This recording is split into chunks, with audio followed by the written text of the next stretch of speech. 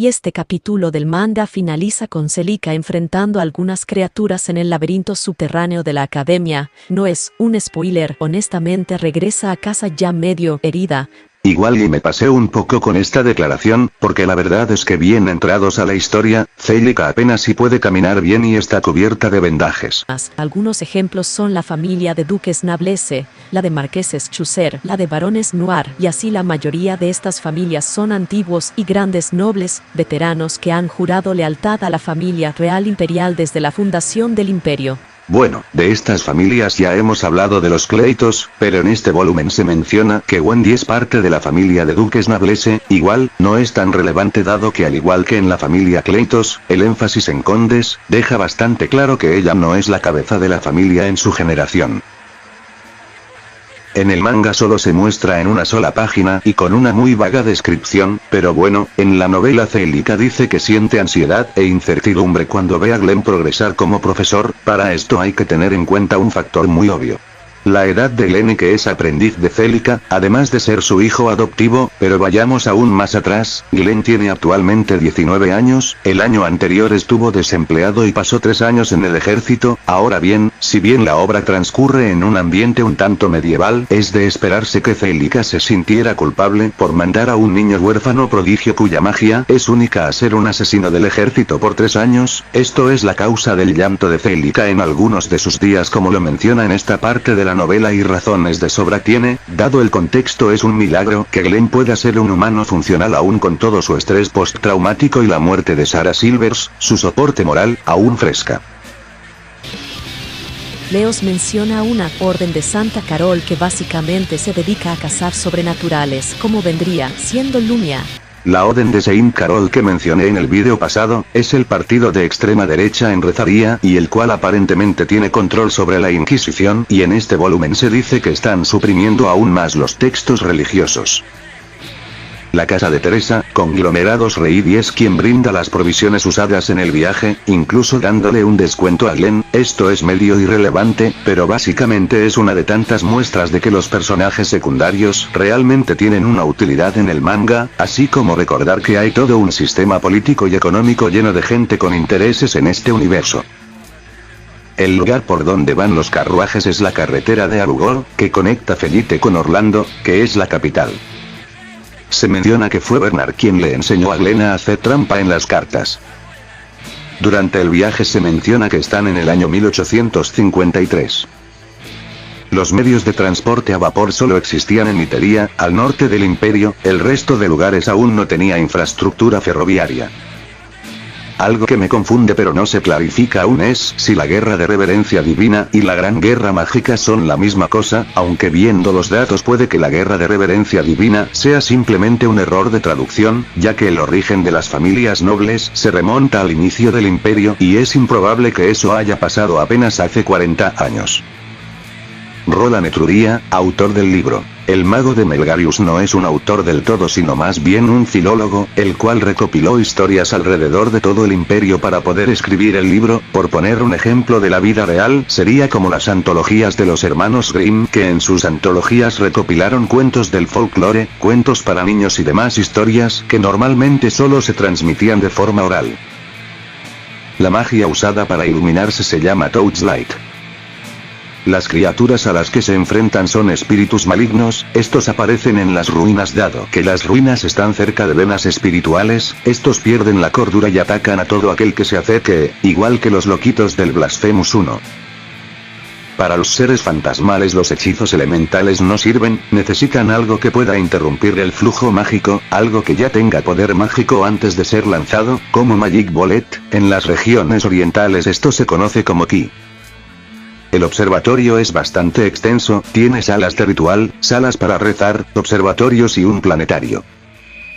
Las paredes y toda la estructura están cubiertas con cobertura etéreo, lo que quiere decir que ni ataques físicos ni magia tan poderosa como el Extinción Rey de Celica pueden hacerle siquiera un rasguño a la estructura. También se explica que por eso mismo la alquimia de Riel no funciona ahí dentro, y es por eso que Celica le pidió materializar sus espadas cuando estaban afuera.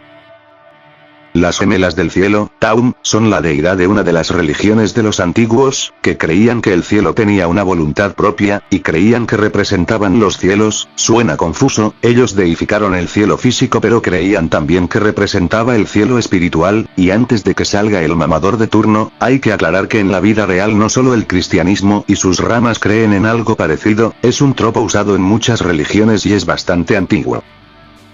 En el manga la expedición se reduce bastante, teniendo todo lo ocurrido en un solo día, pero lo que se nos presenta en el manga como la primera noche en realidad es la tercera.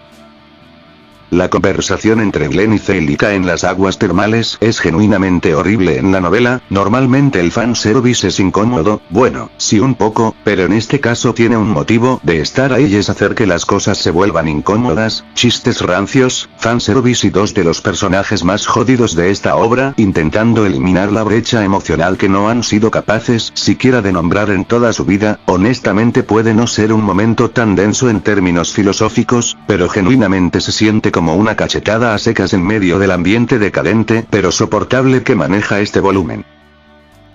Las últimas palabras de Roland, autor del libro del mago de Melgarius fueron: los obispos controlan todo el conocimiento y están manipulando a todos para su agenda, definitivamente guiarán a la raza humana a la destrucción.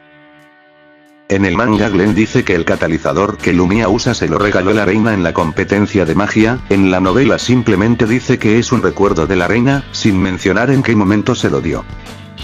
La magia que Celica utiliza, Gegena Gate, está prohibida ya que contrario a los hechizos de luz que usa Lumia en esta parte, esa magia envía a los muertos vivientes a la no existencia, así que en lugar de retornar al ciclo de la vida sus cuerpos desaparecen pero sus conciencias no. Tengo mis dudas sobre el nombre del antagonista de este arco. En la novela se refieren a él como Alkan, en el manga como Arlequín, por lo cual con el poco conocimiento que tengo de japonés puedo decir que lo más cercano al nombre original sería Arquan, o algo parecido, probablemente escrito en katakana, que es la escritura que más confusiones fonéticas genera. No diría que es kanji porque normalmente el kanji no cambia de forma tan similar, normalmente deja las palabras, nombres, etc. irreconocibles si es que llega a haber una confusión. En la novela se menciona que Alkan está bendecido por la Señora de la Medianoche, por lo cual es fácil asumir que se refieren a Celica. Sin embargo también en otra parte se le llama Bruja del Polvo de Estrellas. Este último título, si no me equivoco, es como un arquetipo del manga, anime o literatura en general, porque ciertamente recuerdo haber visto menciones del mismo en otros lados. En la novela Glenn dibujó runas en su arcana usando sangre para darle un rango de efecto distinto. En el manga esto no está presente.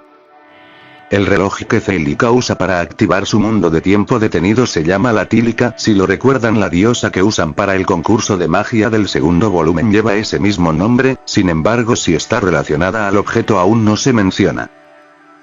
El nombre de este personaje es Namenlose, en el manga lo escriben como Nablos o algo parecido, pero créeme, Namenlose tiene mucho más sentido y encaja con lo que se escribe tanto en el manga como en la novela porque... sencillo, toda numeración usada en la historia está en alemán, por lo cual Namenlose, viniendo del alemán, hace todo el sentido del mundo.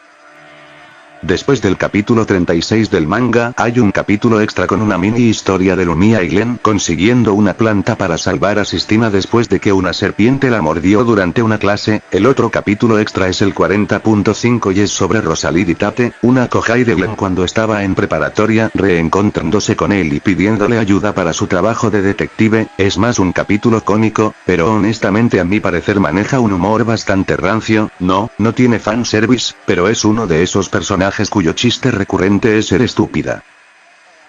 Con eso concluimos este volumen. La verdad, después de esto me voy a tomar un descanso de esta serie. No me cuesta trabajo leer las light novel, pero sí me dejó un poco cansado ver que tardé 15 días en leer este volumen solo para una parte que dura apenas 6 capítulos.